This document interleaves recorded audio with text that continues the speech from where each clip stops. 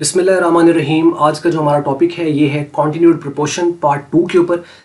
इस वीडियो से पहले अगर आपने पार्ट 1 नहीं देखा है तो उसको कम से कम देखिए, पहले देखिए। उसकी वजह यह है कि वहाँ पर कुछ ऐसी मिसालें हैं जो कि हम ये कह रहे हैं कि ये कॉन्टिन्यूड प्रोपोर्शन में है। इसमें तो मिसालें मैंने आपको वो करा रहा हूँ जिसमें हम कहते हैं कि ये कॉन्टिन्यूड में है या हमें लगता है कि ये कॉन्टिन्यूड में है लेकिन वो होती नहीं है। इसलिए आपको पार्ट 1 जो है उसको पहले देखना है। पार्ट 1 को देखिए, उसके बाद पार्ट 2 पर आइए, तब ये बात आपको पूरी समझ आएगी। पिछली अगर आपको वीडियो अगर आपने देखी है तो आपको याद होगा हमने कुछ बात इस तरह की थी कि अगर ये कहा जाए कि ये आम है लेकिन चौसा नहीं है तो ये बात सच है, लेकिन अगर ये कहा जाए कि चौसा आम है लेकिन ये आम नहीं, या ये लंगड़ा आम है लेकिन ये आम नहीं, तो ये बात समझ में नहीं आती और ये बात शायद सच भी नहीं है। क्योंकि ऐसा हो नहीं सकता कि एक लंगड़ा आम है यानी वो उसकी किस्म है लेकिन वो नहीं है, ऐसा मुमकिन नहीं है। इसी से हम कंटिन्यू कर रहे हैं। तो अब हम मिसाल इसको देखते हैं और इसी मिसाल से हम लास्ट पे करेंगे कुछ कंक्लूजन्स। आइए हम देखते हैं। बिल्कुल उसी तरह का क्वेश्चन है जैसे आपने एग्जाम्पल 1 और एग्जाम्पल 2 पिछले लेक्चर में, पिछले पार्ट में आपने की है। इसके अंदर सेम आपको वो मिल रहा है लेकिन एग्जाम्पल 3 और एग्जाम्पल 4 से।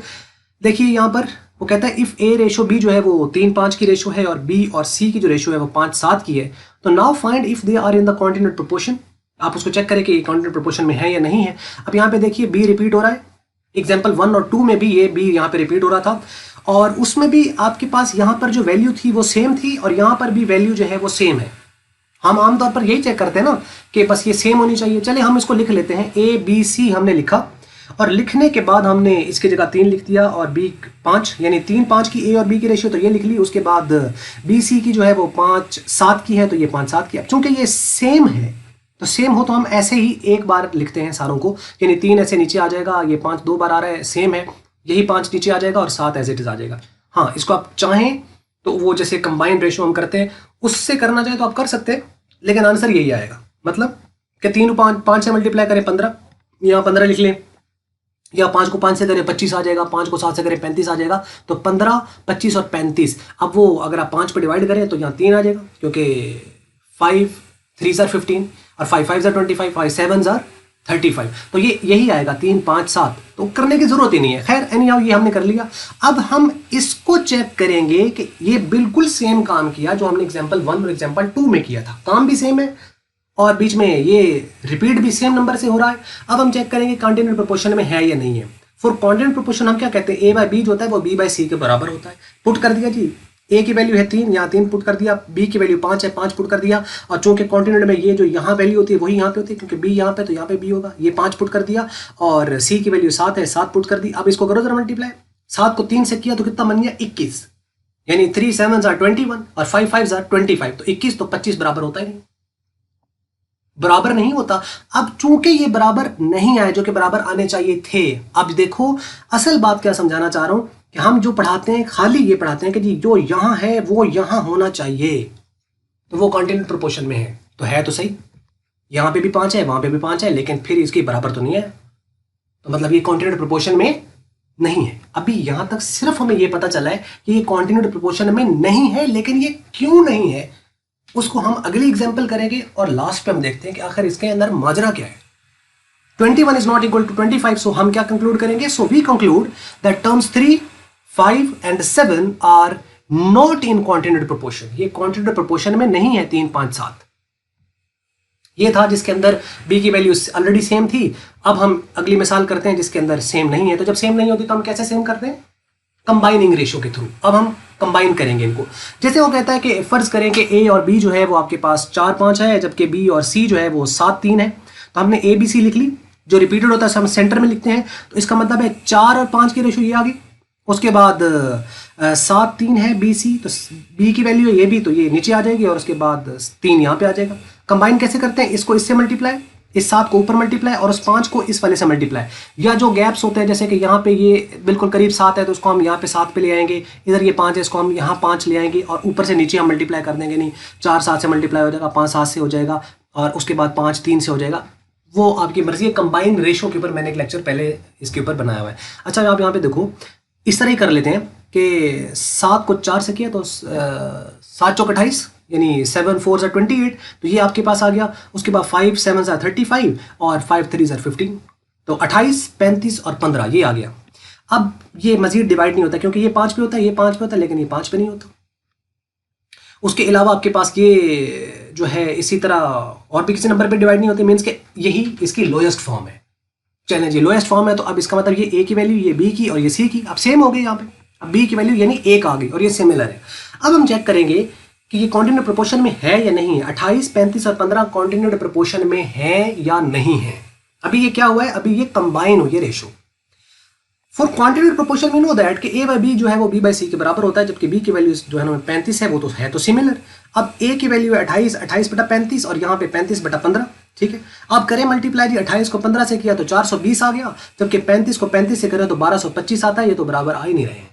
हम क्या कंक्लूड करेंगे, so we conclude the terms 28, 35, 15 are not in the continued proportion, कि ये कॉन्टिन्यूड प्रोपोर्शन में नहीं है। लेकिन माजरा क्या है, काम तो सेम किया हमने, ऐसे ही हम उसमें भी करते हैं, इसमें भी करते हैं, मतलब यहाँ पे हम कर लेते हैं। आखिर प्रॉब्लम कहाँ पर आ रही है, इसका बेस पॉइंट क्या है, अब हम उसको समझने के लिए कुछ इंपॉर्टेंट पॉइंट्स हैं जो आपके साथ शेयर कर रहे हैं, और ध्यान से इनको समझ लिया आपने तो बात क्लियर हो जाएगी। अब हम उस माजरे को सॉल्व करने जा रहे हैं। देखिए जी, सबसे पहला पॉइंट है कि in order to get the continued proportion we combine the ratios if repeated term is not same. क्या हम क्या करते हैं कि कंटिन्यूड प्रोपोर्शन चेक करना हो तो दी गई रेशो को हम क्या करते हैं, सबसे पहले उनको कंबाइन करते हैं। लेकिन कंबाइन आप तभी करेंगे जब रिपीटेड सम जो टर्म है वो सेम नहीं है। मतलब क्या हुआ कि यहां पे देखिए रिपीटेड टर्म कौन सी है, बी, और बी की वैल्यू यहाँ पे 5 है, यहाँ 7 है, सेम नहीं है। तो सेम करने के लिए हम क्या करते हैं, कंबाइन करते हैं। सेम करने के लिए हम कंबाइन करते हैं, और ये जब हम कंबाइन करेंगे तभी हम चेक कर पाएंगे कि ये कॉन्टिन्यूड प्रोपोर्शन में है या नहीं है। तो पहला स्टेप कंबाइनिंग रेशो का है अगर कॉन्टिन्यूड चेक करना हो, और दूसरा है उसको चेक करने का तरीका। अच्छा, अब आ जाइए दूसरे पॉइंट पर। वो कहते हैं remember that every combined ratio is not in continued proportion. ये बात याद रखें कि हर कंबाइंड रेशो, ये हमने एग्जांपल 1 और 2 में भी कंबाइन किया था, यहां पे भी हमने कंबाइन किया है, लेकिन वो कहता है कि हर कंबाइन की गई रेशो कॉन्टिन्यूड प्रोपोर्शन में नहीं होती। It may or may not be in the continued proportion. ये हो भी सकती है, ये नहीं भी हो सकती। अब आखिर कब होगी कब नहीं होगी, छोटा सा ही पॉइंट, और इतना बेसिक है जो शायद हम चूंकि उस पर फोकस नहीं ना करते, जिस चीज को छोड़ देते हैं वही चीज सबसे ज्यादा तंग भी करती है। अब यहां पे देखिए वो कहता है for continued proportion the given terms must be in proportion first, कि उनका सबसे पहले प्रोपोर्शन में होना जरूरी है। अगर वो पहले प्रोपोर्शन में ही नहीं है तो वो कॉन्टिन्यूड प्रोपोर्शन भी में नहीं हो सकती। अब वही बात मिसाल लंगड़ा आम वाली, कि मैं कह रहा था कि आम है लेकिन लंगड़ा आम नहीं है, तो ये बात चले समझ आती है कि जी आम है ठीक है, लंगड़ा आम नहीं, मतलब उसकी किस्म नहीं। मतलब आप यूं समझ लो कि प्रोपोर्शन है लेकिन वो कॉन्टिन्यूड प्रोपोर्शन नहीं है, तो ये बात है, सच है। मतलब वो हो सकता है कि कॉन्टिन्यूड प्रोपोर्शन ना हो, लेकिन अगर वो प्रोपोर्शन है तो उसको कॉन्टिन्यूड प्रोपोर्शन में बनाया जा सकता है। कैसे? कंबाइनिंग रेशो के जरिए से। अगर वो प्रोपोर्शन है तो उसको कॉन्टिन्यूड प्रोपोर्शन बनाया जा सकता है। कैसे? कंबाइनिंग रेशो को थ्रू, रेशो को कंबाइन कर दो, कॉन्टिन्यूड प्रोपोर्शन बन जाएगा।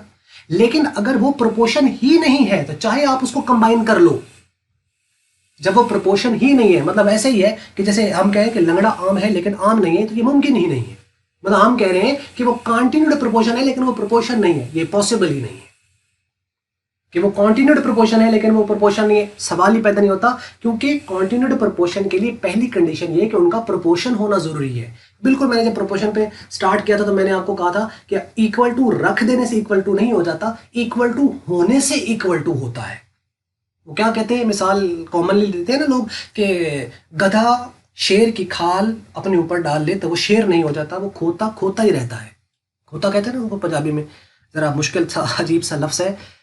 तो अब आप देखिए इसके अंदर क्या बात कर रहा है यहाँ पे कि वो however we can combine the proportional terms, हम proportional terms को भी combine कर सकते हैं as well as non-proportional terms, कि combine हम proportional को भी कर सकते हैं, कि जो आपस में proportionate बना रही हैं उनको भी हम combine कर सकते हैं, और non जो proportionate terms हैं उनको भी हम combine कर सकते हैं। लेकिन अगर proportional terms हुई और उनको किया combine तो वो बन जाएगा continued proportion, और अगर हुई वो non-proportional टर्म्स और उनको हमने किया कंबाइन, तो वो रेशो ही रहेगी, लेकिन वो शुरू से प्रोपोर्शन था ही नहीं, तो वो कॉन्टिन्यूड भी नहीं बनेगा। सीधी सी बात है।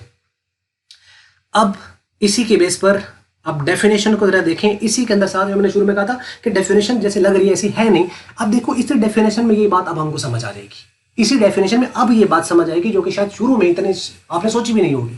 अब वही बात समझ आएगी। यहां बात कर रहा है if terms A B C D are in continued proportion then A by B should be equal to the B by C and B by C should be equal to the C by D and so on. अब यहां पे हम focus किस पे करते हैं? हम सिर्फ इस पे फोकस करते हैं कि यहां बी है और यहां बी होना चाहिए।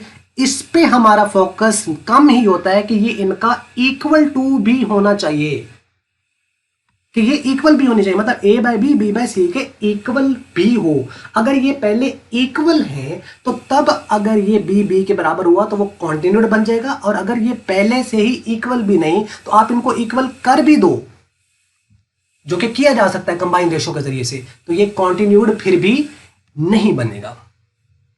बस ये था टॉपिक, और यहां तक आपको समझ लगी होगी। छोटी सी मिसाल इसके साथ अब हम ये ले रहे हैं, इलस्ट्रेशन है, और ये स्पेसिफिकली आईकॉम पार्ट 1 वालों के लिए, क्योंकि ऊपर जो टॉपिक डिस्कस किया है वो बड़े डिटेल में है यहाँ पर, और किताबों में जो क्वेश्चंस कॉन्टिन्यूड प्रोपोर्शन के नाम से दिए गए हैं ज्यादातर वो इनफैक्ट कॉन्टिन्यूड प्रोपोर्शन के हैं नहीं, नाम उनको कॉन्टिन्यूड का दिया गया है, हालांकि वो जस्ट सिंपल कंबाइनिंग रेशो के क्वेश्चंस हैं। देखो कंबाइनिंग रेशो एक और चीज है, कॉन्टिन्यूड प्रोपोर्शन एक स्पेसिफिक प्रोपोर्शन की टाइप है, फर्क है दोनों के दरमियान। अब एक मिसाल लीजिए यहां पर, जैसे कि वो कहता है कि mister Ali, mister Babar and mister Dawood are 3 partners. ये 3 पार्टनर्स हैं जी, Ali, Babar and Dawood. They got a profit of 1,17,000, 1,17,000 का प्रॉफिट हुआ। The profits between them is to be shared in the following ratio. A ratio B यानी अली और बाबर की जो रेशो है वो ये है, जबकि बी रेशो सी यानी कि बाबर और दाऊद की जो रेशो है वो इस तरह है। तो मीन बाबर रिपीट हो रहा है यहाँ पर, तो कहता है you are required to find profit share of each. हर एक का आपने प्रॉफिट शेयर निकालना है। अच्छा देखो, अब ये जो दी गई रेशो है ना, ये वाली, इसमें ये प्रोपोर्शनेट भी हो सकती है, यानी प्रोपोर्शन भी बना रही हूं। जरूरी नहीं होता कि दी गई जो रेशो आपस में प्रोपोर्शनेट भी हो, प्रोपोर्शनल भी हो सकती हैं, नॉन प्रोपोर्शनल भी हो सकती हैं। अब ये प्रोपोर्शनल है, ये चूंकि प्रोपोर्शनल है तो अच्छा, अब ये जो हमने शेयर्स निकालने होते हैं, हम प्रोपोर्शनल का निकालते हैं या नॉन प्रोपोर्शनल का निकालते हैं। शेयर प्रोपोर्शनल का भी निकाला जा सकता है, नॉन प्रोपोर्शनल का भी निकाला जा सकता है, क्योंकि वो तो रेशो का यूज है ना, रेशो की एप्लीकेशन है। Share of first, share of second, share of third, क्योंकि हम sum of ratio, share of first निकालने के लिए उसकी रेशो यूज करते हैं, शेयर ऑफ सेकंड निकालने के लिए उसकी रेशो हम यूज करते हैं, तो उससे कोई फर्क नहीं पड़ेगा। हाँ, कॉन्टिन्यूड प्रोपोर्शन का हम इसको, इस वाले क्वेश्चन को हम कह सकते हैं कि ये कॉन्टिन्यूड प्रोपोर्शन की एग्जांपल है, लेकिन आप यहां पर 7 कर लीजिएगा, यहां 7 सी की जगह, तब हम इसको ये नहीं कह सकते कि कॉन्टिन्यूड प्रोपोर्शन का क्वेश्चन है। ये कॉन्टिन्यूड प्रोपोर्शन का नहीं, सिर्फ एक वैल्यू में चेंज करूंगा, यहां पे 7 कर दूंगा, क्वेश्चन फिर भी सॉल्व हो जाएगा। इनके शेयर्स भी निकल आएंगे, शेयर्स भी सही निकलेंगे क्योंकि वो निकाले जा सकते हैं। लेकिन मैं इसको ये नहीं कह सकता कि ये जो मैंने क्वेश्चन कराया है ये मैंने कॉन्टिन्यूड प्रोपोर्शन का कराया है। नहीं, ये मैंने कॉन्टिन्यूड प्रोपोर्शन का नहीं कराया, ये मैंने क्वेश्चन कराया है कंबाइंड रेशो का। तो ये कंबाइंड रेशो और चीज है, कॉन्टिन्यूड और चीज है। हाँ, combined ratio proportional non proportional दोनों में यूज होती है। पता नहीं मैं समझा पा रहा हूं, ये समझा पाया हूं या नहीं, मैंने अपनी तरफ से तो पूरी कोशिश की आपको ये बात समझाने की। अब देखिए जरा ये कैसे प्रोपोर्शनल है। ये देखें 2/5 जो है वो बराबर है 4/10 के, क्योंकि 2 को 2 से मल्टीप्लाई किया तो 4 बन गया, और 5 को 2 से मल्टीप्लाई किया तो 10 बन गया। तो 2/4 है वो 1/2 के बराबर है, 5/10 है वो भी 1/2 के बराबर है, यानी 50-50% पे ये है दोनों, तो सेम है। तो इसका मतलब है कि ये सेम ना हो तो क्या प्रोपोर्शन निकाल सकते हैं? प्रोपोर्शन बिल्कुल निकाल सकते हैं, क्योंकि कंबाइन रेशो करनी पड़ती है हमें। तो ये यहां तक सिर्फ कंबाइन हुई है, लेकिन ये इसको हम ये कहें कि ये प्रोपोर्शनल है या नहीं है, मतलब ये कंटिन्यूड है या नहीं है, तो वो बिल्कुल है, क्योंकि 4/10 और बराबर है 10/25 के, क्योंकि इसको जब आप मल्टीप्लाई करोगे ना 4 को 25 से और 10 को 10 से, तो 100 के बराबर आ रहा है। लेकिन अगर आप यहाँ पे 7 कर लें, क्वेश्चन ये फिर भी है, लेकिन इसको फिर मैं ये नहीं कहूंगा कि ये कॉन्टिन्यूड प्रोपोर्शन का है। हाँ, ये क्वेश्चन कॉन्टिन्यूड का तो नहीं है, लेकिन कंबाइनिंग रेशो का ये क्वेश्चन है। तो इसको थोड़ा सा समझना, किताबों में ऐसे ही लिखा हुआ है, नाम कॉन्टिन्यूड का दिया हुआ है लेकिन वो कॉन्टिन्यूड के नहीं है, तो ये बात आपने देख लेनी है। अच्छा चलिए देखिए, अब ये चूंकि हमने कंबाइंड रेशो कर दिया, अब हमारे पास क्या होता है 1.1 एक्सरसाइज पे, इसके बाद हम मूव कर जाते हैं, क्योंकि वहां पे किया गया था गिवन रेशो को हमने क्या कर देना है, सम ऑफ रेशो, यानी 4 जमा 10 जमा 25 जब करेंगे तो 39 आ जाएगा। शेयर ऑफ अली निकालना है तो 1,17,000 प्रॉफिट है, उसकी अपनी रेशो 4 है, 39 सम पे डिवाइड करेंगे तो 12,000 आ जाएगा। बाबर का कैसे निकालेंगे, उसकी अपनी रेशो 10 है, ये 10 आ रही है उसकी, ठीक है ये वाली, और 10/39 से करेंगे तो ये आ जाएगा। दाऊद का जो शेयर निकालने के उसकी अपनी रेशो 25 है, तो उसके टोटल प्रॉफिट को 25/39 से करेंगे तो 75 आ जाएगा। मतलब जिसकी रेशो सबसे ज़्यादा वो सबसे ज़्यादा लेगा, जिसकी रेशो सबसे कम वो सबसे कम पैसे लेगा। अली को सबसे कम मिल रहे हैं जबकि दाऊद को सबसे ज़्यादा मिल रहे हैं और बाबर को इन बिटवीन पैसे मिल रहे हैं उसको। अब अगर इनको हम सम करें तो 1,17,000 बनना चाहिए, यानी 12,000 जमा 30,000 जमा 75,000। तो अब इसको हम चेक, अगर हम इसको करें तो ये 1,17,000 बनना चाहिए। इसको चेक भी कर लीजिएगा कि 12 जमा 30 जमा 75 1,17,000 बन रहा है, टोटल ये आता है। अब इसको अगर हम देखें तो यहाँ से रेशो भी हम निकाल सकते हैं, ये चेक करने का तरीका अगर आप चाहें तो कर सकते हैं, वरना इसकी जरूरत नहीं है।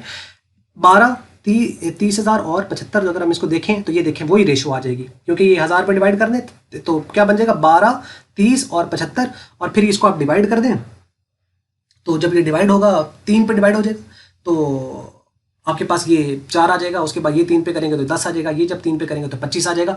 तो ये इसको सम करें तो ये 45 फिर उसी तरह बन रहा है। तो ये वही रेशोज आ गई जो पहले थी। तो ये है क्वेश्चन। पूरी बात मैंने इसके अंदर जितनी पॉसिबल थी, जो मुझे लगा कि ये पॉइंट्स बताने चाहिए, वो मैंने बता दिए।